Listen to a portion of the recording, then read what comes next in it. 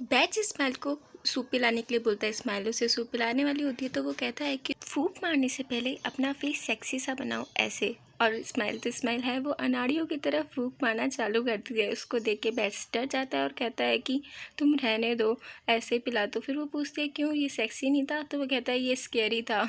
वो लोग खाना खाना स्टार्ट करते हैं मगर क्लैम उसके स्पून में नहीं आ रहा होता और वो उल्टा उछल के उसके आँख पे जाके लग जाता है। तो बैच उसे बोलता है कि मैं भगवान से प्रे करूँगा कि जब भी कायरो तुम्हें डेट करे तो वो सुरक्षित रहे। और ख़ुद उसके लिए क्लैम खोलना चालू करता है और कहता है कि तुम कायरो से ही करवाना जब भी नेक्स्ट टाइम आओ। तो वो अच्छे से क्लैम खोल रहा होता है तो स्माइल उसे बोलती है कि मुझे लगता है तुमने बहुत सारी लड़कियों के लिए पहले ये करा है। तो वो कहता है कि हाँ, मैंने अपनी बहन के लिए ये करा है। और उसे बताता है कि हमारे पेरेंट्स नहीं है इसलिए मैं ही हूँ उसके लिए सब कुछ। वहीं लीज डॉगी के साथ खेल रही होती है मगर कायरो चुपचाप बैठा होता है। तो लीज उससे बोलती है कि अब ये मत कहो कि तुम्हें डॉगियों से डर लगता है। वो मना कर देता है और उसे कहता है कि तुम पहले केक खा लो।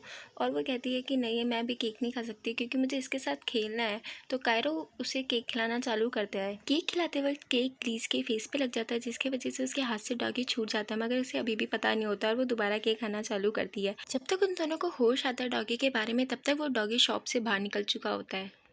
बैट्स और स्माइल फेक डेट पे आए होते हैं। वो उससे पूछता है कि तुम क्या करना चाहती हो पहले। तो वो बोलती है कि मुझे गेम खेलना है।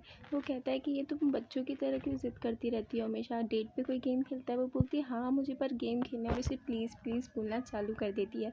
उसकी मासूमियत पे बैट्स भी तरस खा लेता है और वो दोनों साथ में गेम खेलने चले जाता है। फिर उसे याद आता है जब बैट्स और लीज़ गेम खेलने आया करते थे तो लीज़ हमेशा अपने फ़ोन में लगी रहती थी और उस पर बिल्कुल ध्यान नहीं देती थी और बल्कि उससे इंसिस्ट करती थी कि चलो अपन मूवी देखने चलते हैं। मगर इस बार बैट्स काफ़ी ज़्यादा एंजॉय कर रहा था स्माइल की कंपनी को और स्माइल बार बार गेम में जीत रही थी। वहीं पे कायरो स्माइल शॉप के ऑनर के साथ उस डॉगी को ढूंढ रहे होते हैं। शॉप के ऑनर दूसरी साइड चली जाती है और वो दोनों को दूसरी साइड जाने को बोलती है। तो कायरो बोलता है कि अपन लोग ढूंढने से बढ़िया कि यहाँ से चले जाते हैं मगर वो उसे डांट के चुप करा देती है। उतने में उसे सामने वो डॉगी नज़र आता है। वो भागते हुए उस डॉगी को लेने चली जाती है मगर उतने में से सामने एक कार आ रही होती है जिससे वो टकराती हुई बच जाती है क्योंकि कायरो से बीच में आके बचा लेता है। कायरो और लीज उस डॉगी को लेके वापस से शॉप में आ जाते हैं। लीज शॉप के स्टाफ को फ़ोटो खींचने के लिए कहती है और लीज के कहने पे कायरो भी फ़ोटो खिंचवा लेता है उस डॉगी को अपने हाथ में लेकर के ना। मगर जैसे ही वो फ़ोटो खींचती है तो वो उसे वापस लौटा देता है और इतना शांत फील कर रहा होता है जैसे तो पता ही नहीं अभी तक उसने किस बोझ को ले रखा था। लीज उसे छेड़ते हुए बोलती है कि मुझे पता है कि तुम डॉगी से डरते हो मगर कायरो अभी भी मना कर रहा होता है। तो वो उसे फ़ोटो दिखाती है और कहती है कि देखो तुम्हारी शक्ल बिल्कुल मेरे दोस्त से मैच करी है, वो भी डॉगी से बहुत डरता है और जब उसकी फ़ोटो आती है तो उसका यही हाल होता है।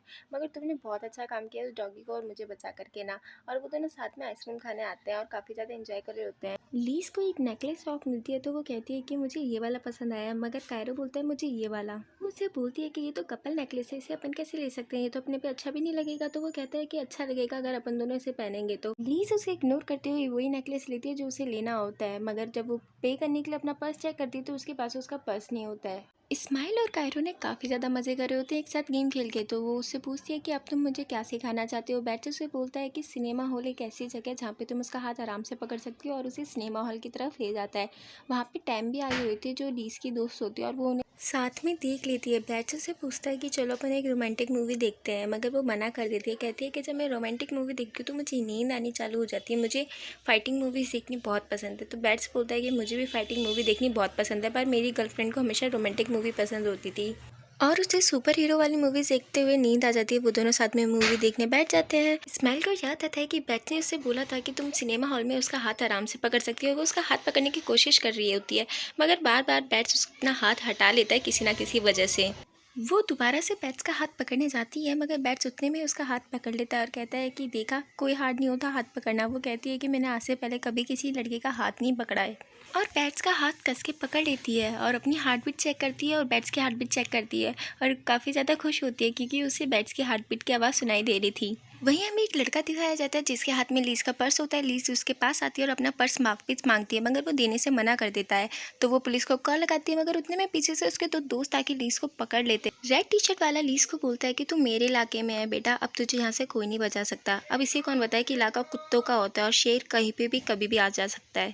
और वो लीज के साथ बदतमीजी करना स्टार्ट कर देता है। फिर क्या था, हमारी छोरी के छोरों से कम है। वो खींच के एक लात मारती है और ये एक एपिक मोमेंट होता है। उतने में पीछे से हमारा शेर मतलब कायरो आ जाता है उन तीनों की धुलाई करने और वो तीनों वहाँ से भाग जाते हैं। वो उसे उसका वॉलेट वापस लौटाता है और अब लड़ाई में हीरो मार ना खाए, उसकी चोट ना आए और हीरोइन उसके दवाई ना लगाए, ऐसा कभी हुआ है? वो उससे पूछती है कि तुमने उसे ऐसा क्यों बोला कि मैं तुम्हारी गर्लफ्रेंड हूँ? भला मैं तुम्हारी गर्लफ्रेंड कब मर गई? कायरो बोलता है एवरी मोमेंट मैं तुम्हें अपनी गर्लफ्रेंड की तरह देखता हूँ। वो उसे दवाई नहीं लगवा रहा होता तो वो उसे कहती है कि चलो मैं तुम्हें क्लिनिक लेके चलती हूँ। अगर लेट हो गया तो क्लिनिक बंद हो जाएगा। लेट सुन के कायरो को कुछ याद आता है और वो वहाँ से उठ के चले जाता है उसी शॉप के पास जहाँ पे उसे नेकलेस वाली शॉप मिली थी। और वो वहाँ पे आता है और उसे कहता है कि तुम्हें जौन सा नेकलेस लेना है वो ले सकती हो तुम, कहीं लेट ना हो जाए। तो लीज बोलती है कि मुझे वो कपल नेकलेस दे दो। शॉप की ओनर बोलती है कि वैसे तो ये 500 का है मगर मैं आपको 450 को दे दूंगी क्योंकि मुझे आप लोग काफ़ी लवी डबी कपल नज़र आ रहे हो। तो वो कहती है कि हम सिर्फ दोस्त हैं, मगर कायरो बोलता है कि क्या पता, अभी तो हम दोस्त हैं मगर फ्यूचर का कुछ कह नहीं सकते हैं। लीज कहती है कि कुछ भी मत बोलो, मैं ये सिर्फ इसलिए ले रही हूँ तुमने आज मेरा वॉलेट लौटाने में मेरी हेल्प करी। इनमें से वो एक नेकलेस कायरो को देती है और एक खुद रख लेती है और वहाँ से चले जाती है। बैट से स्माइल मूवी देख के बाहर आए होते हैं, उतने में वहाँ पे टैम आ जाती है और उसे बोलती है कि इसकी वजह से तुमने मेरी दोस्त के साथ ब्रेकअप कराए। तो वो कहता है कि मैंने उसके साथ ब्रेकअप नहीं किया और ये मेरी बहन है। तो वो बोलती है कि क्या बात है, तुम्हारी बहन तो हमेशा बदलती रहती है। और वो जबरदस्ती स्माइल की फोटो खींचना चालू कर देती है मगर स्माइल अपनी फोटो नहीं खींचने देती। तो वो कहती है कि अब एम्बेरस फील हो रहा है, मगर किसी का बॉयफ्रेंड छीनते वक्त तुम्हें एम्बेरस नहीं फील हो रहा था? तो बैट उसे समझाता है कि तुम जैसा सोच हो वैसा कुछ भी नहीं है। तो वो उसे पूछती है अच्छा तो तुम बता दो क्या है सच। और वो उसे कोने में ले जाके बताता है कि ऐसा कुछ भी नहीं है जो तुम सोचो, एक दिन मैं सब कुछ लीज को सच सच बता दूंगा। तो वो बोलती है कि क्या तब तक तुम मेरी दोस्त को चीट कर धोखा दूंगे, उसे तकलीफ पहुंचाते रहोगे? तो वो कहता है कि मैं प्रॉमिस कर रहा हूँ मैं तब तक उसको बिल्कुल भी तकलीफ नहीं पहुंचाऊंगा, बस तुम उसे फोटो मत भेजना। और वो भी एग्री हो जाती है और वो दोनों चले जाते हैं मगर टैम लीज को फोटोज भेज देती है। कायरो और लीज कार में बैठ के बातें कर ही रहे होते हैं कि आज उन्होंने कितने मजे करे। उतने में टैन का मैसेज आता है और वो देखती है कि टैम ने उससे बैट्स की फ़ोटो भेजी है और लिखा है कि मैंने तुम्हारे बॉयफ्रेंड को किसी और लड़की के साथ देखा है। वो फोटो देख के वो काफ़ी ज़्यादा उदास हो जाती है। कायरो से बोलता है कि तुम चाहो तो मेरे घर चल सकती हो, मेरा फ्लैट यहीं पास में है और वहाँ पे एसी भी है और म्यूज़िक भी, मज़ा आएगा।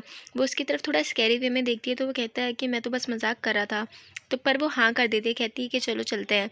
वो दोनों कायरो के घर आ जाते हैं। कायरो म्यूज़िक प्ले करता है तो वो कहती है क्या तुम भी ये गाना सुनते हो? तो वो कहता है कि हाँ मैं भी ये सुनता हूँ। तो वो बोलता है कि अपन दोनों मून की तरह, हमेशा अपन दोनों की पसंद नेचुरली एक जैसी होती है। तो वो कहती है कि अपनी सॉन्ग में पसंद मिलती है इसका मतलब ये नहीं कि मैं तुम्हें पसंद करती हूँ, ये बस एक कोइंसिडेंस है।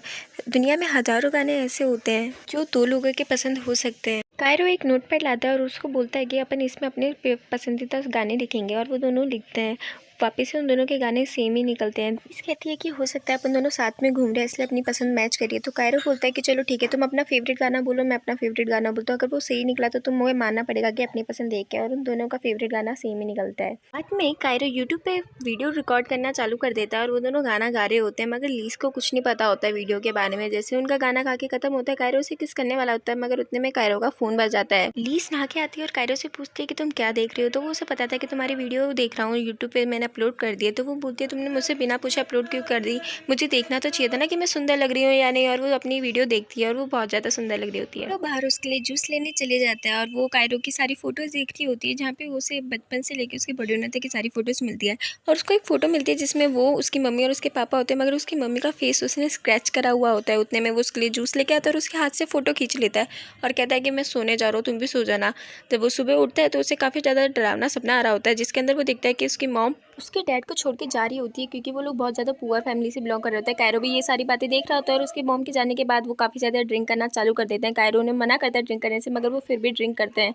इसी वजह से वो अपनी मॉम को लाइक नहीं करता है। बैट स्मेल के घर आया होता है, वो उससे पूछता है कि तुमने मुझे यहाँ पे क्यों बुलाया है? तो वो उसे बताती है कि मुझे कायरो को लेके डर लग रहा है क्योंकि मैंने कल जो करा है ना, और अगर मुझे कभी उसके साथ अकेले रहने का चांस मिला तो मुझे उससे किस करनी पड़ेगी और मुझे किस करनी नहीं आती है। तो उससे पूछता है कि क्या तुमने मुझे यहाँ पे इसलिए बुलाया ताकि मैं तुम्हें किस करना सिखा सकूँ? वो कहती है कि हाँ, मैंने तुम्हें यहाँ पे किस की प्रैक्टिस करने के लिए बुलाया है। बैट्स बोलता है कि मुझे कोई प्रॉब्लम नहीं है तुम्हें किस करने के लिए, मगर मैं उस लड़की को किस नहीं कर सकता जो मेरी गर्लफ्रेंड ना हो। उतने में उसके पास एक मैसेज आता है उसके दोस्त का और वो कहता है कि मैंने तेरी गर्लफ्रेंड की वीडियो देखी है यूट्यूब पे, वो भी किसी और लड़के के साथ। माइल उदास होते हुए बोलती है कि मैं कितना ही कुछ कर लूँ मगर मुझे कभी चांस नहीं मिल सकता कायरा को डेट करने का क्योंकि मैं इतनी अच्छी हुई नहीं कि वो मुझे लाइक कर सके वापस। मुझे तो किस भी करना नहीं आता। उतने में अचानक से बैट्स उसे किस कर लेता है और पीछे से ओनी आ जाती है और उन्हें देख लेती है और वो कहती है कि तूने मेरे साथ ऐसा किया, मैंने सोचा नहीं था। और वो वहाँ से चले जाती है। इस्माइल उसे सब कुछ सच सच बताने जा रही होती है मगर बैट्स उसको रोक लेता है। कहता है कि तुमने बोला था कि तुम किसी को नहीं बताऊंगी कि मैं बॉयफ्रेंड के लिए काम करता हूँ। कायरो और लीज बाहर घूमने के लिए आए होते हैं। उतने में उसके पापा के पास फ़ोन आता है और वो कहते हैं कि तुम अपनी ग्रैंड मदर के बर्थडे में ज़रूर आना। वो मना कर रही होती है पहले, पर उसके पापा उसको इंसिस्ट करते हैं तो वो कह देती है चलो ठीक है मैं आ जाऊँगी, और कायरो को सॉरी बोलती है कल रात के लिए। पर मैं तुम्हें बता दूं कि तुम अकेले नहीं हो जिसको फैमिली प्रॉब्लम है। यहाँ पे बहुत सारे लोग दुनिया में ऐसे होते हैं जिनको फैमिली प्रॉब्लम है। मेरे पापा ने खुद ने मेरी मौसी से शादी कर ली है और मैं बहुत छोटी होती जब मेरी मॉम की डेथ हो चुकी थी। और वो बोलता है अच्छा तभी तुम सिंगिंग करती हो बार में। पर हर साल मुझे वहाँ जाना पड़ता है अपने ग्रैंड माँ के बर्थडे पे। वो उससे पूछता तो क्यों जाती हो, तो वो बताती है कि ये मेरी ड्यूटी है। मेरी बॉयफ्रेंड ने मुझे समझाया था क्योंकि हमें फैमिली मेम्बर्स चूज़ करने का मौका नहीं मिलता है, इसलिए वो जैसा करते हैं हमें वही करना चाहिए। कायरो बोलता है तुम पागल हो क्या, तुम ऐसे कैसे अपनी लाइफ किसी और को कंट्रोल करने दे सकती हो। तो वो कहती है कि अगर मैं अपनी लाइफ में से कुछ समय किसी को निकाल के दे देती हूँ तो इसका मतलब ये नहीं कि मैं कमज़ोर हूँ, मगर छोड़ो तुम्हें तो ये बात समझ ही नहीं आएगी। तो कायरो बहुत ही चिल्लाते हुए बोलता है कि अपनी लाइफ को किसी और के हवाले कर देना ये कब से मैच्योरिटी खिलाने लगी। और वो बोलती है कि तुम यहीं पे गाड़ी रोक दो, मैं यहीं से उतर के घर चले जाऊँगी अपने आप। वो भी गाड़ी रोक देता है और वो उतर के वहाँ से चले जाती है। इसी के साथ हमारा ये एपिसोड खत्म हो जाता है। अगर आपको वीडियो पसंद आती है तो लाइक शेयर और कमेंट ज़रूर कीजिएगा। तब तक के लिए सारंग है।